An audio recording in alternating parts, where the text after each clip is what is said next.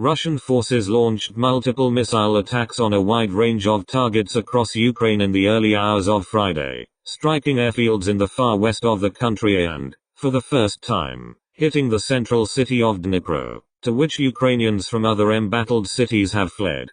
The airport at Lutsk, some 70 miles from the Polish border, was reported to have suffered substantial damage in the attacks. The governor of Volyn region said 4 missiles had been fired from a Russian bomber and that 2 people were killed. Plumes of smoke also rose from the military airfield at Ivano-Frankivsk, about 240 kilometers, 150 miles, south of Lutsk. It was previously struck by missiles on the first day of the conflict. On the morning of the 11th of March, high-precision long-range weapons attacked Ukraine's military infrastructure. The military airfields in Lutsk and Ivano-Frankivsk were put out of action, the Russian Defense Ministry said Friday. 3 Russian airstrikes also caused serious damage in and around the central city of Dnipro on Friday morning, killing 1 person, the State Emergency Service of Ukraine said in an official Telegram channel. 1 strike was near a preschool and an apartment building and another hit a shoe factory, causing a fire, the service said. Many Ukrainians evacuated in recent days from other cities under Russian fire had been taken to the relative safety of Dnipro.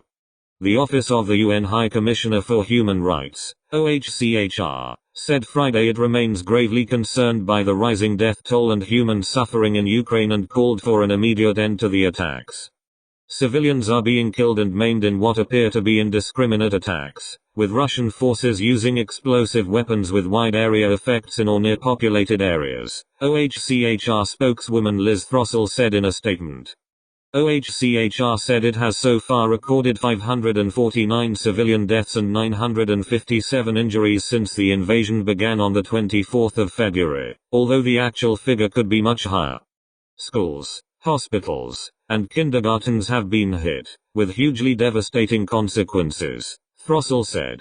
On the 3rd of March, 47 civilians were killed when Russian airstrikes hit 2 schools and several apartment blocks in Chernihiv, and on the 9th of March, a Russian airstrike hit a Mariupol hospital, injuring at least 17 civilians, she said.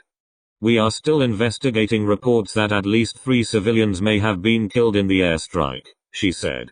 We spoke to different sources in Mariupol, including local authorities, indicating consistently that the hospital was both clearly identifiable and operational when it was hit.